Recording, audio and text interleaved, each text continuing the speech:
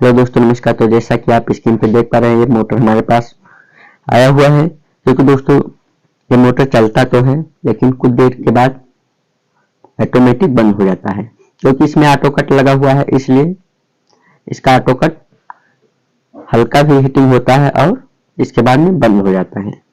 तो चलिए इसको हम खोलते हैं और इसके बाद में इसका रिपेयर करते हैं, वो भी आपको स्टेप बाय स्टेप दिखाते चलते हैं। तो आप लोग कहीं भी वीडियो को स्किप मत कीजिएगा ताकि आपको सभी जानकारी मिल सके। तो सबसे पहले आपको इसके पीछे जो 4 नट लगे हुए हैं इसको खोल लेना है। देखिए जिस तरह से हम इसको खोल रहे हैं इसी तरह से आपको भी इन नटों को खोल लेना है। इन नटों को खोलने के बाद में इसके कॉइल को निकाल लेना है और कॉइल निकालने के बाद में चलिए इसका ऑटो कट हम चेंज करते हैं। तो इस तरह से आपको इसको खोल देना है। तो देखिए ऑलरेडी हमने इसको खोल लिया है।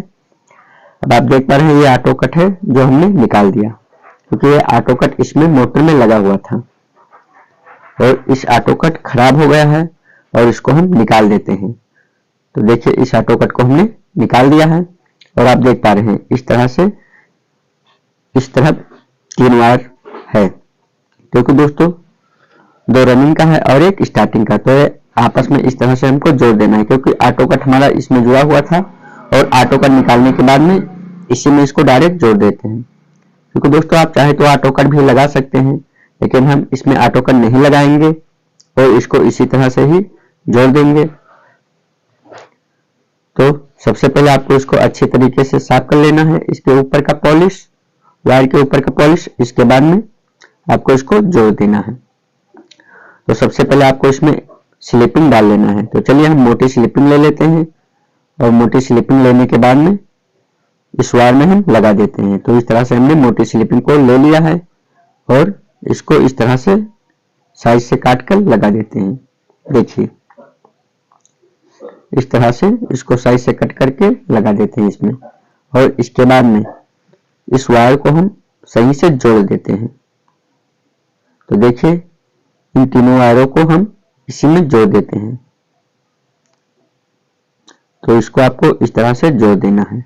देखिए जिस तरह से हम इसको जोड़ रहे हैं इसी तरह से आपको जोड़ देना है। देखिए इस तरह से जोड़ देना है और इसके बाद में इसको सही से प्लास से टाइट कर देना है। देखिए इस तरह से प्लास से इसको टाइट कर देना है। देखिए दोस्तों इस तरह से प्लास से टाइट कर देना है ताकि आपका वायर ढीला ना रह सके। तो प्लास से टाइट करने के बाद में इसके ऊपर स्लिपिंग को हम चढ़ा देते हैं। तो इस तरह से प्लास से टाइट कर लिया और इसके बाद में इस पे अब हम स्लिपिंग को, इस वाले स्लिपिंग को चढ़ा देते हैं। तो देखिए इस तरह से स्लिपिंग को इसके ऊपर में चढ़ा देते हैं और इसके बाद में इसके ऊपर टाई लगा देते हैं। क्योंकि दोस्तों ये हमारा ऊपर के साइड में रहेगा तो इसको हमको सिलाई कर लेना है या टाई से बांध लेना है इस स्लिपिंग को। तो चलिए इसको बीच में हम एक टाई लगा लेते हैं इस तरह से, और टाई लगाने के बाद में हम इसमें वार्निश भी करेंगे। तो सबसे पहले आपको इसमें टाई लगा देना है। आप ये दाढ़ेदार धागा देख सकते हैं, इस धागे को आपको काट कर देना है ताकि रोटर में बझे ना। इस तरह से आपको इस धागे को कट कर देना है और धागे को कट करने के बाद में इसमें हम टाई से सिलाई कर देते हैं। तो इसमें हम टाई लगा लेंगे और टाई लगाने के बाद में इसमें वार्निश भी करेंगे। तो आप देख पा रहे हैं इस तरह से हमने टाई को ले लिया है और टाई को इस तरह से लगा देते हैं इस पे। देखिए इस तरह से हम इस पे टाई को लगा देते हैं और टाई को लगाने के बाद में इसमें वार्निश भी करेंगे। तो इस तरह से हमारा टाई लग चुका है। अब इसको हम फालतू के काट कर देते हैं। तो देखिए इस फालतू टाई को हम इस तरह से कट कर दिए। अब आप देख पा रहे हैं इस तरह से रेडी हो चुका है।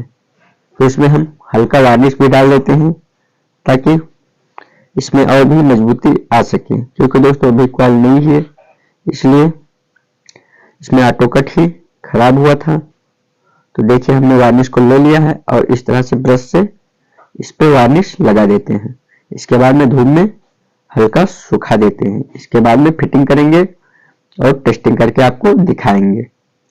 तो देखिए इस तरह से ब्रश से आपको वार्निश को लगा लेना है। इस साइड में और उस साइड में भी आपको ब्रश से इस तरह से वार्निश को लगा देना है। तो देखिए एक साइड में हमने वार्निश को लगा दिया है और इसी तरह से उस साइड में भी वार्निश को लगाएंगे। तो इसको आपको अच्छी तरीके से लगा देना है। तो इसको अच्छी तरीके से आपको इस तरह से लगा लेना है और लगाने के बाद में उस साइड में भी आपको इसी तरह से लगा देना है। तो चलिए इसको पलट लेते हैं और उस साइड में भी इसको हम वार्निश को लगा देते हैं। तो वार्निश को लगाने के लिए आपको इस तरह से ब्रश से लगा देना है। तो आप देख पा रहे हैं दोस्तों, ये हमारा वार्निश इस तरह से हो चुका है और दोनों साइड में हमने वार्निश को कर दिया है। अब इसको धूप में रखते हैं और धूप में सूखने के बाद में इसको हम फिटिंग करते हैं। क्योंकि दोस्तों वीडियो काफी लंबी हो जाएगी, इसलिए आपको वार्निश करके दिखा दिए हैं और वार्निश के बाद में धूप में रख देते हैं, सूख जाता है। इसके बाद में आपको टेस्टिंग करके दिखा देते हैं। तो देखिए हमने वार्निश को कर लिया है। अब इसको हम धूप में रख देते हैं। तो देखिए इसको हमने धूप में रख दिया है और धूप में सूखने के बाद में इसको हम फिटिंग करेंगे। तो आप देख पा रहे हैं ये हमने धूप में रख दिया। अब आप देख पा रहे हैं दोस्तों, क्योंकि ऑलरेडी हमने इसको फिटिंग कर लिया है। इसको सीरीज से चेक करने के बाद में सीरीज से चेक कर लिया और इसके बाद में आप देख पा रहे हैं इसको हमको मेन सप्लाई दे देना है इस तरह से।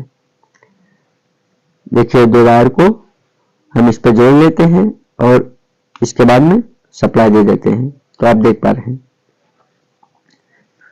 तो देखिए इस तरह से जोड़ लिया और इसको हम इस बोर्ड में लगा देते हैं।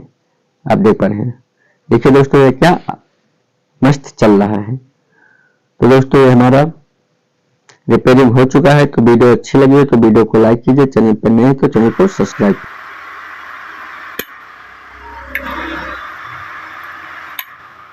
ठीक।